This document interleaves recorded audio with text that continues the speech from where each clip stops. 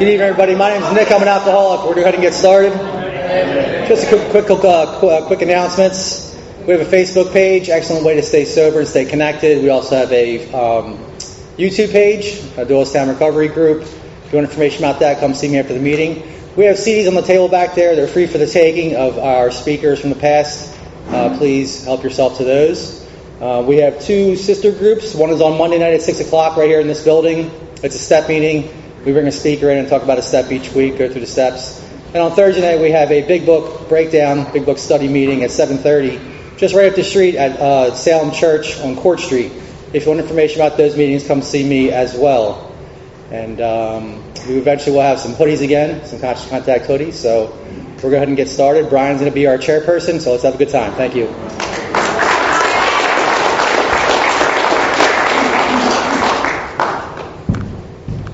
My name is Brian. I'm an alcoholic. This is a 1-hour speaker meeting that meets every Saturday evening at St. Paul's Lutheran Church, 301 North Main Street at 8:30 p.m. in Doylestown, PA. Food and fellowship starts at 8 p.m. The business meeting for this group meets every Saturday at 7 p.m. to 7:30 p.m. right here.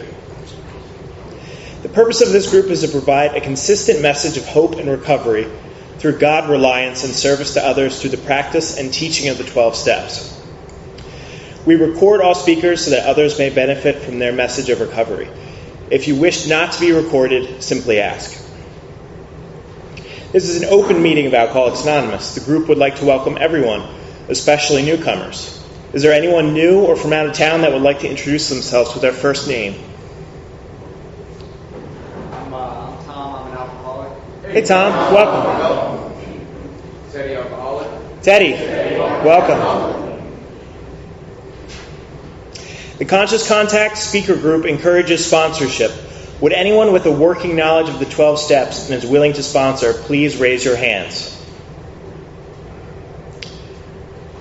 Are there any announcements for the good of AA? We have meeting lists and big books on easy terms. Please see me or any home group member after the meeting. If you cannot afford a big book, the Conscious Contact Speaker Group will give you one at no charge. Anyone willing to make donations for the purchase of big books and CDs to help those who can't afford them can put donations in the jar on the table marked big book and CD donations in the back. If you would like a CD of any speaker, past or present, see me or any home group member before or after the meeting. They are available free of charge. And now I would like to invite Kara for the preamble.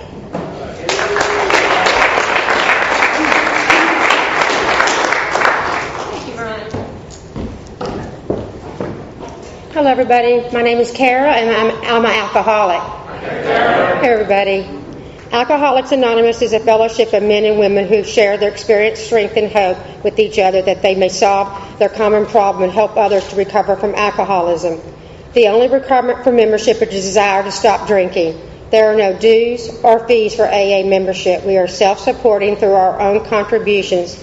AA is not allied with any sect, denomination, politics, organization, or institution, does not wish to engage in any controversy, neither endorses nor opposes any causes. Our primary purpose is to stay sober and help other alcoholics to achieve sobriety. Now I'd like to ask Jay to come up and read the 12 steps of Alcoholics Anonymous.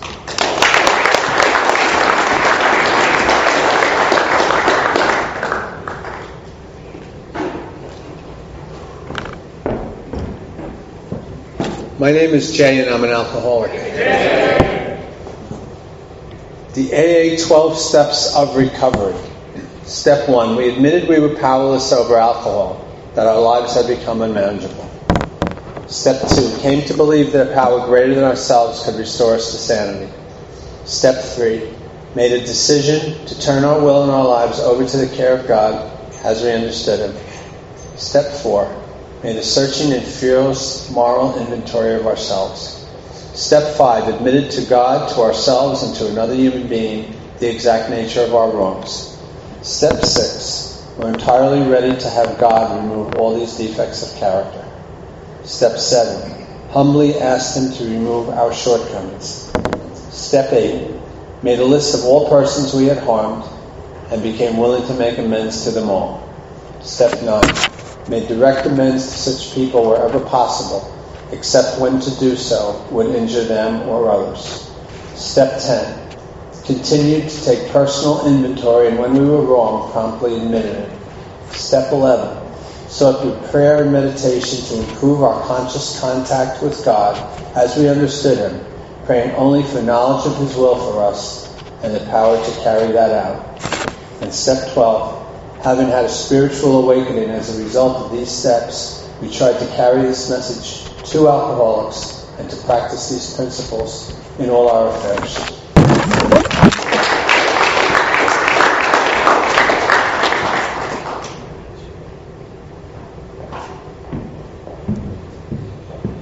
My name's Brian, and I am an alcoholic. The seventh tradition. Every AA group ought to be fully self-supporting, declining outside contributions. At this time, I would like to pass the basket. We have no dues or fees, but we have expenses. This group provides many services. Your donations cover rent, big book, CDs, events, and workshops, etc. There's absolutely no smoking on church property. Please take a moment to silence all cell phones and limit movement during the meeting to avoid distractions. Now, a good friend of the Conscious Contact speaker group, Robert J. from Baltimore, Maryland.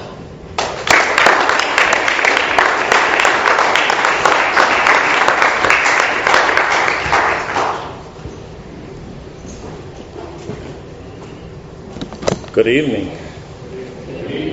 My name is Robert. I'm a recovered alcoholic. I apologize for my attire.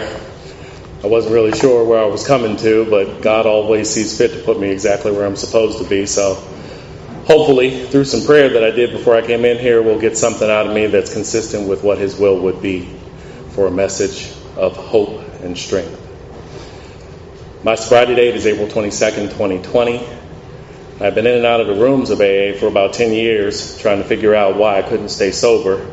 And God blessed me with a man who had gone through this book and worked through the steps as they are outlined and intended by our illustrious authors. That man showed me what the true process was. And for the first time I understood, first and foremost, what I suffered from. I have a disease called alcoholism. The disease is a threefold disease. When I put the alcohol in, I can't stop putting it in. When I stop putting it in, I can't find a way to stay stopped. And once I am able to stay stopped, I get so crazy that I go back to it, even though it has caused me nothing but pain and harm. I won't get into a drunkalogue because the way that I was brought through the steps, we all know how to drink. There's not a lot that needs to be said about it. I'll tell you about my last day, just as a qualifier. I got up around 5:30 in the morning. I put on my Taylor, Johnson & Murphy boots, my Jones New York suit. I grabbed my briefcase and I went out the door, headed to Washington, D.C. from Baltimore, Maryland to go to work. For whatever reason, my car decided it wanted to drive to Butts and Betty's, a little dive bar in Patterson Park in Baltimore, Maryland. Earliest opening bar in Baltimore, Maryland. And I met Miss Betty at the door as she unlocked it, and I went in and proceeded to drink. I drank and I waited for dry goods to show up so I could stay awake to continue drinking, because that's the way I like to drink when I drank. That proceeded through the entire day. Toward the evening, I had met a single-serving best friend for the night and her husband. Continued to drink and do other dry goods at their house. And around 2 o'clock in the morning, decided I should probably head home. It's pouring rain outside, torrential in Baltimore, straight down. I go walking past Butts and Betty's, and Miss Betty is coming out locking the doors. I end up in the middle of the park, one of the biggest in the city, under a pagoda that could easily sit 10 times as many people are here right now. And littered across the ground and all of the park benches under that pagoda was probably every homeless person in Baltimore, doing nothing more than trying to escape the rain. And here I am soaking wet in a $600 suit, trying to dry off my wet now dry goods and crack open the bottle that I had picked up along the way. A man laying on the cold concrete looked up at me, sucked his teeth, and shook his head in disgust. And my mind said, well, who the heck do you think you are? That was the last worst night that I had. My sponsor explained to me that even if I had wanted to stop at that point, which I didn't, I wouldn't have had the power to. See, the illness that I suffer from and the solution that works for me is incredibly powerful. And it works. My mind tells me all types of crazy things. I wake up in the morning with 6 different conversations, all in varying intonations of my own voice, telling me everything ranging from, you spoke terrible last night. Those people think you're weird. You know, you put a lot of miles on your car. You should probably take that into the shop. What do you got going on Monday? You know, Monday's a holiday, but you should probably log in and work anyway. Your boss will think you're great. They're going to send you an award in the mail. You know you screwed up something on Friday before you clocked out. They might fire you when you log in. That's the 6 conversations. And in the background, there's usually a song. And that's first thing in the morning when I wake up. Every morning since as long as I can remember. This morning I woke up to, what's her name? Gloria Gaynor. That's what was playing in my head. My alcoholism is the real kind of alcoholism, so I don't have time to get up and brush my teeth and use the facilities. When I wake up in the morning, I get down on my knees immediately and I go into prayer. I got to get access to power because I lack power. Alcohol is powerful. It works. For people that can drink and drink reasonably, God bless them. I don't have that. If I put it in me, I'm off. I'm going who knows where, and I'm going to be gone for who knows how long. But what I found in going through these steps is that there is a power greater than alcohol. It's not just a power greater than myself. See, my alcoholism and the way that it works, I use this as an analogy. I can only see about, I'm pushing 45 here soon, so my vision's starting to go. I can only see about a good maybe 1,000 yards, unaided, on a clear day, with no obstructions. I can't see around corners. I can't see through buildings. And my life works the same way. I can only see what's right in front of me. My alcoholism is a drone. It's up about 10,000 feet. It sees around corners. It knows when I'm going to get a promotion. It already knows when I'm going to have a fight with my new wife. It already knows when I'm going to get bad news about a family member dying. It already knows when I'm going to get great news about some, you've been part of a class action lawsuit, right? Like it knows all the things that are going to happen. And it's prepared to either soothe my pain or heighten my celebration. It's ready because it already knows it's coming. It can see down the street, around the corner, and 4 weeks from now. It can see up the block, around the bend, and a year and a half from now. The thing that it is slowly, quietly waiting for that will justify a drink. But my God is like a geosat. Okay? It's looking at the whole hemisphere that I exist in. The rest of my earthly life. From now until my last breath. Now, that drone may be able to see a year or two ahead, but God can see the whole path. Much like my GPS in my car. Now, I got a bad habit as an alcoholic who likes to run the show of thinking I can beat the GPS. It's telling me to go this route, but I know the city. If I just do this, I'll get there faster. Inevitably, I always end up late when I try to beat the GPS. And the same thing happens when I try to assume God's job. He is the director. I am his actor. He is the father. I am the child. He is the principal. He is the agent. I am the principal. There's a line here in the book, and I pray before I speak anywhere. I pray before I do most things nowadays, because when I don't, it gets me in trouble. There's a line on page 51, and I actually have it underlined. They say when you speak, you're supposed to talk about your experience, your strength, and your hope. I brought 2 men with me tonight, and we were talking about that on the way up the road here. And my experience has been that there's a misconception. I think the misconception is that your experience is the drinking experience, and that's not the case.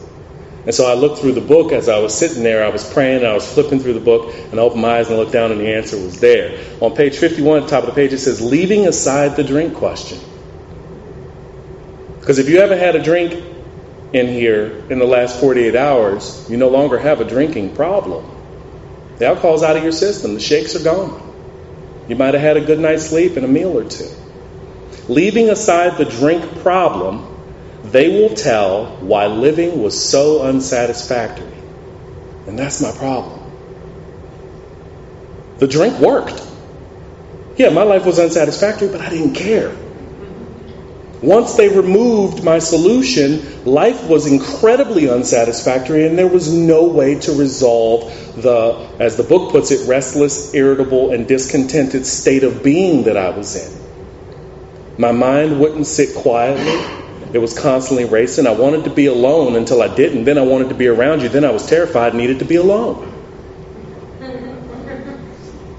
I've heard people in the rooms call it a God-sized hole. I have a maelstrom sitting in the middle of my chest. It's like a whirlpool in the middle of the Atlantic waiting to suck a Titanic-sized ship down. Smash it on the bottom of the seafloor and then spit it up along the edge in pieces just to recycle it over and over again. That's what I fight against when I'm trying to exercise my will against this illness. Setting aside the drink question, why was my life so unsatisfactory? Well, it was unsatisfactory as we look on the next page, in page 52, because I suffer from all of the symptoms of untreated alcoholism. Or as my sponsor like to put it, untreated sobriety. I love that because, there's a line in here, and I'm going to see if I can find it. Yeah, on page 82, it says, we feel a man unthinking when he says that sobriety is enough. Well, I've been sober for 15 years. Where are you at in the steps? This is the way up and out. It's not just what's written on the wall. They're outlined in detail with explicit instructions right here in the book. The book tells us when we finish our fifth step that we're to go home and pull the book down and look over those propositions. This is a summary, not the text. Summary. We feel a man unthinking when he says that sobriety is enough. He is like the farmer who comes up out of his cyclone cellar to find his home ruined. To his wife he remarked, "Don't see anything the matter here, Ma. Ain't it grand the wind stopped blowing?" Not drinking is not enough for me. It's not enough for me. My mind won't stop. It tells me everything and anything that everybody else is thinking as if though I was psychic. You all are wrong and I'm right. I'm the king up in the castle who didn't drink from the well. All the villagers drank the water. I'm not drinking the water. The bedevilments on 52 outline exactly what my problem is. How to identify them. I was told to phrase these as questions to myself. Do I have trouble with personal relationships? Sober. When I was drinking, I didn't care about personal relationships. When I'm sober, no solution in hand, not a step one in sight, not an inventory written, not a fifth step conversation with somebody, a heart-to-heart, knee-to-knee, telling them the truth about every nook and cranny, all of the dark crevices to clean out the darkness, not an eighth step list of people that I am absolutely willing to go to any lengths to make amends to clear out the guck, to make space for God's power. Not a stack of 9th step 3x5 cards with the 4 critical questions, with the 4 critical areas and the 2 critical questions on them. If I'm not doing those things, am I having trouble with personal relationships? Well, yes, I probably am, if I'm a real alcoholic. Could I control my emotional state? I think about the last time I flipped somebody off in traffic. It's been almost 2 years. I think about the last time I got angry at somebody in the short checkout line with a basket full of stuff. It's been a while. Were we a prey to misery and depression? That's a big one. If I'm miserable, at least for this alcoholic, it's usually because I have some expectations. I had an old-timer once tell me, if you have expectations, you have premeditated resentments, my friend. Because that's all they are. Set your expectations aside. Let's do a set-aside prayer and get that stuff out of the way. Get God in place. Go be of service. I have a service commitment every third Monday to go into a treatment facility and talk to young people who don't know what this thing is. People tell them, if you just stop drinking and avoid the places and change your friends and, think positive thoughts, everything will be better. I go in and I look at them and I say, you're going to die. You're fighting against a brain that knows parts of you that you don't even see. The book tells us about the certain mental blank spots. I like to describe it as it's a place in your brain that you don't know exists that won't let you find it. I have one side of my brain that's conscious that tells me to scratch my head, tells me to drink water, tells me to smile and be friendly to strangers. I got another part of my brain that my alcoholism lives in that tells me what everyone else is thinking about me, how I can fix the entire planet, right? Elect me king and I'll fix it all. And by the way, now that I'm king, I'm also the lowest person on the totem pole. I got to look up to see the curve. Inferiority complex coupled up with a megalomaniac.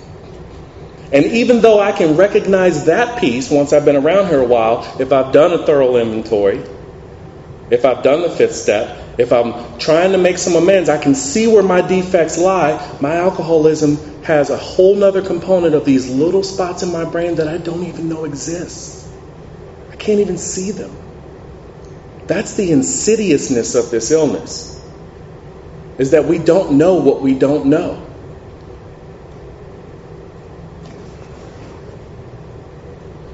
Could I make a living? Well, sometimes.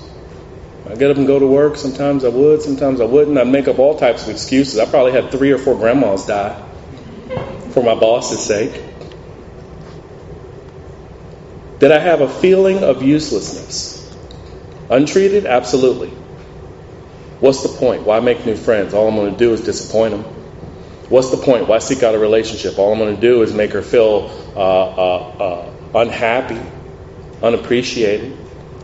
Was I full of fear? Yeah, terrified of everything. I was terrified of white people. I was terrified of black people. I was terrified of women. I was terrified of men. I think that covers everybody. I was scared the women were going to break my heart, and I was scared the men were going to steal the woman that was going to break my heart.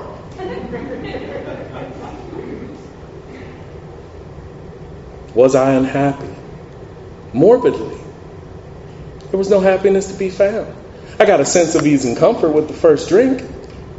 But shortly after that, I would go chasing that dragon, trying to find the sweet spot that doesn't exist. See, when I put the alcohol in me, it triggers this need to put more in. During this pandemic, a lot of places got locked down, and I found a new hobby called hiking. Because you can go outside and be close to people but not near them and enjoy nature and all this. And I would hike 5, 7, 10 miles. And afterward, I'd drink about, a liter of water after a hike. Never once after drinking a liter of water did I suddenly need a gallon more. But yet I used being really thirsty as an excuse for why I needed to have a couple more in the past. No, it triggers an allergic reaction in my body that causes me to ingest more than I intended, far beyond what normal people intend. The earthlings drink a beer and a half, get a little dizzy and say, ooh, I feel funny, I should stop. You feel funny? We're just getting started. The young people don't understand that this illness is one that takes away your right to be able to make a choice. We have lost the power in the choice of drink. We have lost power in the choice of drink. I just don't have it.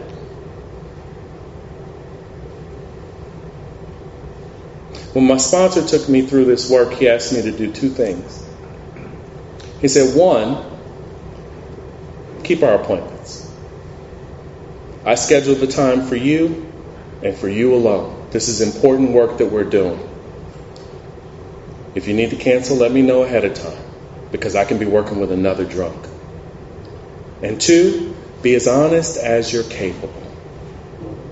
I thought that was incredibly kind. Be as honest as you're capable. I didn't realize until I started working with men where he was getting this idea from. At the beginning of, I believe it's how it works. It might be there as a solution. Forgive me, I like to read what the book says, because if not, I'll make stuff up.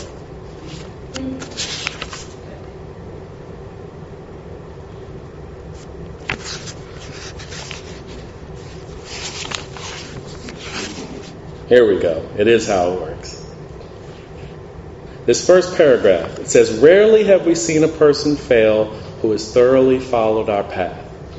Those who do not recover are people who cannot or will not completely give themselves to this simple program, usually men and women who are constitutionally incapable of being honest with themselves.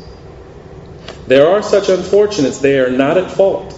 They seem to have been born that way. They are naturally incapable of grasping and developing a manner of living which demands rigorous honesty. Their chances are less than average. There are those, too, who suffer from grave emotional and mental disorders, but many of them do recover if they have the capacity to be honest. He didn't ask me to be honest. He just asked me to be as honest as I could.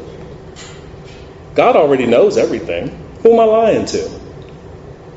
I'm only going to get out of this thing what I put into it. The beautiful paradox in this program is that if we follow the instructions exactly as they are outlined, worst case scenario, we won't be miserable. We may not get a new car or a new wife. Everything that was lost may not mysteriously just appear in a bundled package like an Amazon delivery.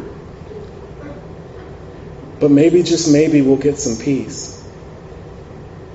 My first promise, the first promise that I got out of this program was waking up one morning and getting 5 minutes of absolute silence in my head. Not a conversation in my voice, not a song in the background. That was when God told me, if you do what I tell you to do and trust in me completely, I will take care of the rest. Now, I falter.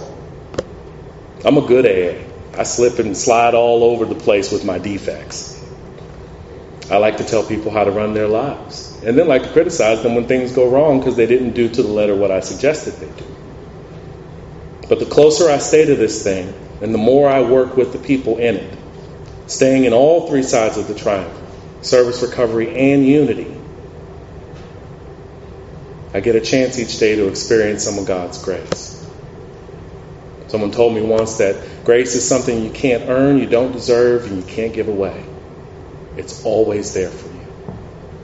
The question is, are you standing in the way so that God can't actually get through to you? The bedevilments that are listed there on page 52, you guys have a big book study too, so I'm sure you probably have some people that can really talk about the paradoxes in the book. I love this one. It's been riding on me for more than 2 weeks now, so anytime somebody talks to me about anything AA, I say, did you see this one? This is a good one. Page 52, you got the bedevilments listed here. Most people that are new to AA love the 9 step promises. The 9 step promises are like the banquet, the car, the house, the whole shebang. In prayer meditation, what I came up with, I could be wrong. If you think I'm wrong, talk to your sponsor. Was that the 9 step promises are actually the mirror resolution for the bedevilments. Right? Having trouble with personal relationships. We go over here and it says, feeling of uselessness and self-pity will disappear. Lose interest in selfish things and gain interest in our fellows. That sounds like the opposite of personal problems and relationships. Self-seeking will slip away. I love this one. We couldn't make a living. Fear of people and economic insecurity will leave us. That just makes my whole brain tingle. I'm like, man, these guys really had something going on. For me to stay in the middle of this thing, I have to show up. I have to answer the phone. I have to seek out men that are looking for the solution. If my sponsor hadn't found me, I'd be in a lot worse shape. When he found me, I had just drank CDC certified hand sanitizer. And I had almost a year clean at that point. A year sober. But I didn't have a solution. I didn't have a solution. I was sober, but I was in pain. So I seek out men. I seek out men who have been here a while, who are new, who don't understand what this is, who don't know what they suffer from. How can we possibly fix what is wrong with us if we don't know what's wrong with us? I have service commitments. Like I said, every third Monday, I go to a treatment facility and talk to young people. 2 Mondays a month, I meet with men in what we call an accountability meeting, where we talk about steps 9, 10, 11, and 12. And we don't talk about what we're doing right. We're talking about what we're doing wrong. And then we hold each other accountable in the coming weeks to see, hey, did you make those amends? Did you make that approach? Where are you on that 8-step list? Why don't you have a service commitment? Do you need help finding men to work with? This is a program of action. The book tells us we launch into action now. We stroll in.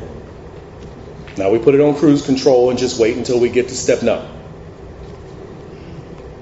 Any man that I've worked with that I've taken through the steps will tell you, as soon as his 8-step list is written, I encourage him to go find a man to work with.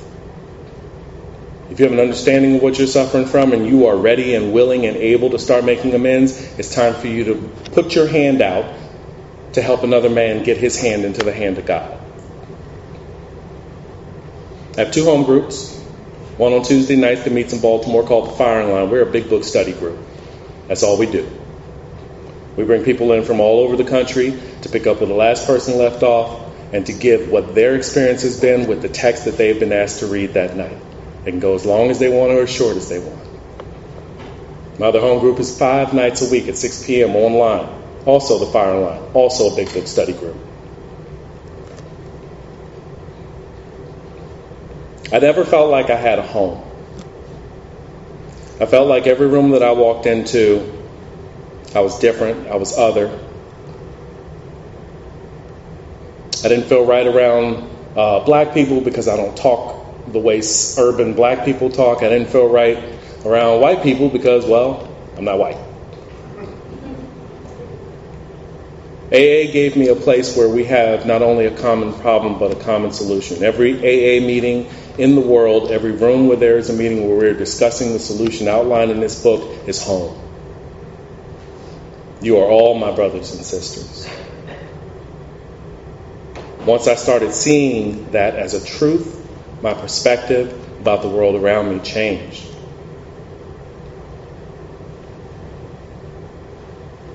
I began to gain interest in my fellows.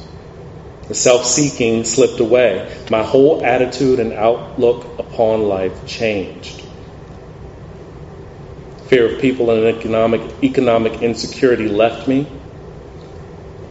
And every now and again, if I'm on my prayer game, if I'm doing my 11th step properly, waking up in the morning, praying, going into meditation about what my day will look like, praying again for God to give me an intuitive thought or an idea, I get the next promise in the 9th step. We will intuitively know how to handle situations which used to baffle us. All situations used to baffle me.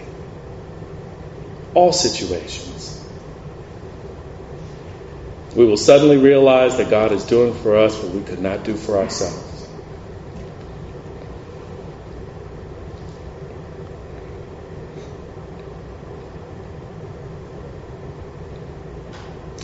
I was married for 18 years, and I held this woman hostage all 18 of those years.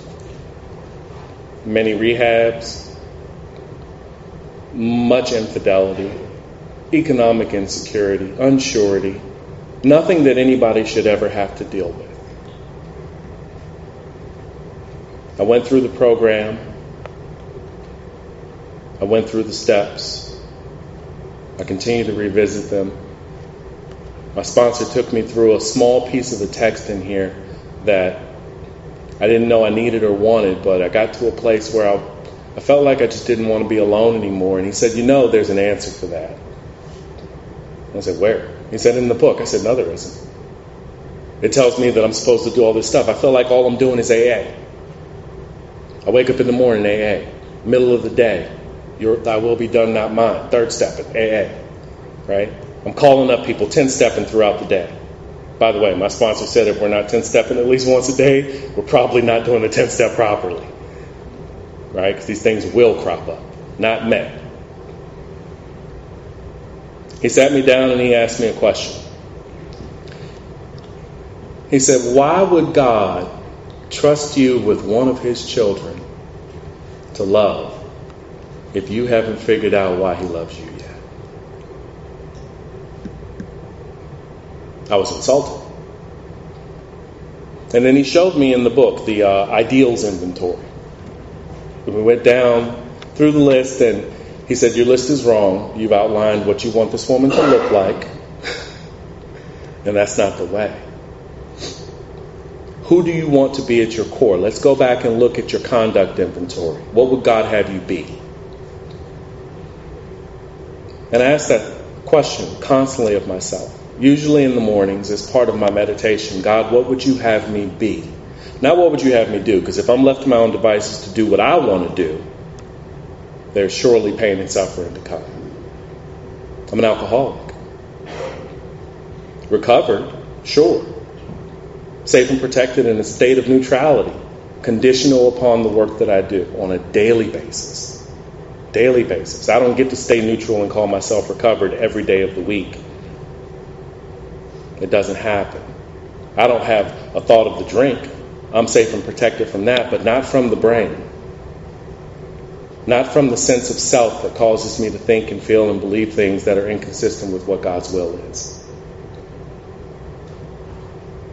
I'm kind of happy to be able to be in a place where I can say the word God so much. Some meetings, they don't like that. But the book is real clear about what we're after here. And it's power. And that power comes from something bigger than me. I'm not a praying man when it comes to the traditional way. I pray to my higher power in a way that makes sense to my soul. It's conversation. And it sounds a lot like talking to my father, actually. My father's still alive, mind you. He finds this hilarious. He said, you're praying to me, I'm not dead. I said, no, but you're probably the one person on this planet that will forgive me for any and everything that I've ever done. And he said, well, that's true. So when I talk to God, I talk to him like I'm talking to my dad. Some people might not like that, but, that's their higher powers realm, not mine.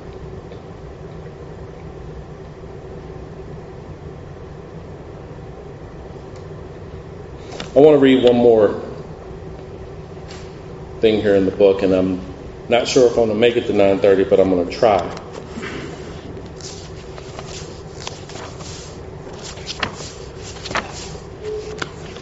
It's actually in the appendix. And it's referenced as something that we should read when we're going through We Agnostics. There's a couple other places where it talks about it too. It's called the spiritual experience. The term spiritual experience and spiritual awakening are used many times in this book, which upon careful reading show that the personality change sufficient to bring about recovery from alcoholism has manifested itself among us in many different forms.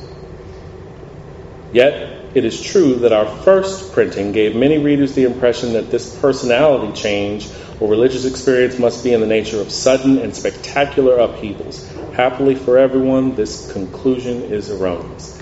Thank God for me. I did my third step and I got nothing. I got down on my knees with my sponsor in my house. He said, you ready? I said, yeah, I'm ready. Let's go. This is going to be good. I said the prayer, and I opened one eye and looked at him after it was done. I was like, where is it? Thank God that there is this intellectual variety. In the first few chapters, A number of sudden revolutionary changes are described, though it was not our intention to create such an impression. Many alcoholics have nevertheless concluded that in order to recover, they must acquire an immediate and overwhelming God consciousness, followed at once by a vast change in feeling and outlook. Sounds like alcoholic thinking. I want it now. I want God to come in. I want him to light this couch on fire and fill my bank account. Among our rapidly growing membership of thousands of alcoholics, such transformations, though frequent, are by no means the rule. Many of our experiences are what psychologist William James calls the educational variety, because they develop slowly over a period of time. That slow over a period of time for me didn't happen until I started doing the work. Not just writing the fourth step, which thank God for the third step as an experience, because I needed God to write that inventory. I was leaving out a bunch of stuff on my own power. My sponsor gut checked me every way through it. Wait a minute, man. You and I talked about this story from this person, and they're on that list, and you didn't list this in the resentment. You didn't list this in the areas of your life that it is affected, and you most certainly didn't list anything that you did in the where had I been column. It had to be fearless, and it had to be thorough. And slowly but surely,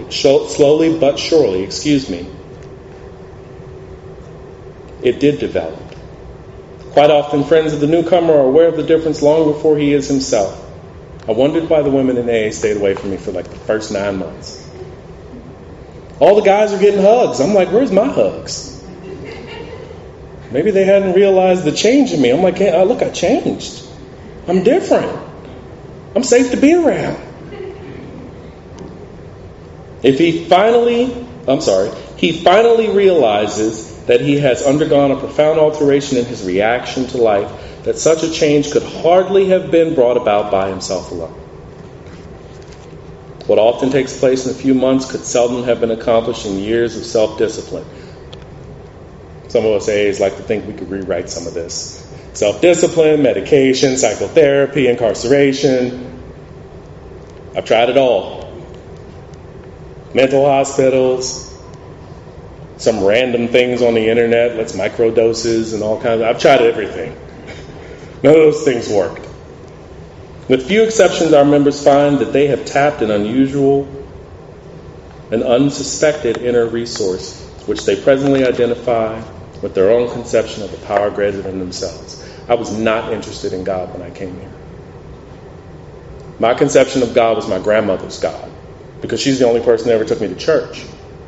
And that God stuffed my mouth with peppermint and hit me in the back of the head to make me stop snoring every Sunday. That didn't seem like the loving God that this book was describing. When they told me I could pick it, I could choose whatever that conception was going to look like, I realized that I wanted a God that never created hell. No place. Can't go there. Doesn't exist. Because my God loves me. And the only thing he wants from me is to be happy. That's my personal conception. My dad. That's the closest human exemplification of what my higher power looks like. Most of us think the awareness of a power greater than ourselves is the essence of spiritual experience. Our more religious members call it God consciousness. Most emphatically, we wish to say that any alcoholic capable of, and here it is again, honestly facing his problems in light of our experience can recover. That's a condition. That's the 4th time that condition is mentioned. I don't need to believe in God to get recovery. I need to be honest. And then I am likely to have a spiritual experience that will give me access to power to set me free. And that power will be whatever conception of a higher power, a creative consciousness that I choose. I don't need to be smart. I just need to be willing to be honest. Provided he does not close his mind to all spiritual concepts. He can only be defeated by an attitude of intolerance and belligerent denial. The 4th step is specifically designed to break down intolerance and belligerent denial. If we do the steps as they're outlined in the book, we'll have the experience. One of my sponsee brothers is famous for saying, if you want to work with me, I can guarantee you 100% that you'll never have to drink again. If you do exactly what I did, I guarantee you 100% you'll never have to drink again. And if I'm wrong, I'll refund you with your first trip to the bar. You let me know how it goes. We find that no one need have difficulty with the spirituality of this program. Willingness, honesty, and open-mindedness are the essentials of recovery, but these are indispensable. Give it a try. Be as honest as you can be. And consider that we don't know everything.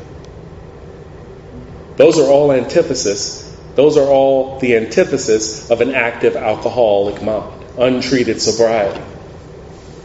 I'm not willing to do anything for anybody else. I'll tell you some of what I want you to know based on whether I think it's going to be useful, helpful, or protect me. And I'm pretty sure I know everything. My grand sponsor's got more than 30 years sober, and the man admits that he doesn't know everything. The last section of this says, there is a principle which is a bar against all information, which is proof against all arguments, and which cannot fail to keep a man in everlasting ignorance. That principle is contempt prior to investigation. I'm the intellectual type of alcoholic that wants to understand why. Why does my mind do what it does? Why can't I drink like normal men? Why can't I go to the happy hour and only drink ginger ale? That's me trying to get at the results. God's in the results business. My job is to do the work. All 12 steps of it. Every day. To make conscious contact on a daily basis. Not just with my higher power, but with you people. I did step work last night. I'm speaking here with you good folks this evening. Tomorrow morning, I'm going to wake up and reach out to a new guy. And Monday evening, I'm going to go and talk to young people. Why? Because this is what keeps me here. I don't wait for people to come ask me if I can sponsor them. I walk up to people who look like they're in pain and I ask them if they want to not be in pain anymore. We're dying out there. I've been gifted with something that is immeasurably more valuable than anything I could offer anybody. The only thing I have to offer is the experience that I've had that has allowed me to get access to a power that has kept me in a place where I can say, I never have to drink again. Not I don't want to drink anymore. Let's be clear, it's a different statement. I don't want to drink anymore. No, I don't have to drink again. I understand that this thing will make me do it, but I have access to something that makes it so that I never have to. A limitless supply of it. The store is never closed. It's never a holiday. There's never a last call on this.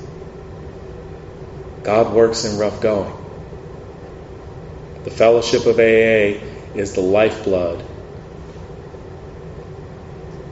Is the lifeblood of my connection to the world and is making it possible for me to re-enter and be a part of society. To show up in ways that I didn't even know was possible. God saw fit to find and put a woman in my path that was willing to put up with this craziness in October of last year. And she's a normie. I explained to her what she was getting into. She said, yeah, I'm good with it. Shocking. I didn't even know what was possible in this program. The gifts that come in this program are immeasurable and beyond comprehension. The further and farther we go in doing the work that is outlined, the more revealing it becomes. Every day my God is a little different than he was the day before. I can't stay sober today on yesterday's God. I have to do this work every day. and I have to review it every night. I don't just write a 10-step nightly review. I send it to 5 men. I want them to look at what I've said and what I've done throughout the day. That'll make my 9 a.m. call to see where I'm accountable and where I need to make some things right, and if I need to straighten out my path. I'm trying to stay on the beam. And when I say stay on the beam, I mean facing the beam of light that is my higher power. And if I'm lucky, maybe, just maybe, I'll get another day at the end, late like it is now, where I can say, I'm recovered. I'm happy to be of service and grateful to have been here. Thank you so much for having me. If you don't know what I'm talking about, if you have had experience with this book and it doesn't sound like some of the things that I'm talking about, if you're new, I would definitely love to get your number and talk to you about what I have found to be the most amazing gift that any person could get. Thank you.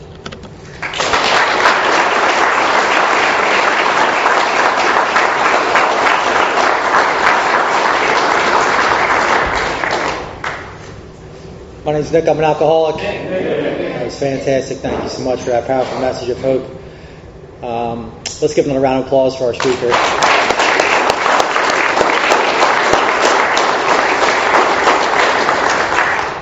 Our speakers come here and travel here on their own time and expense, so it's customary for us to form a line and thank them on a singular basis. We do have the hoodies back there if anybody's interested. There's a couple left over there, so they are there in the back. Come see me or any home group member if anybody's interested in that. And if you care to join us, we have a beautiful way to close with the Lord's Prayer.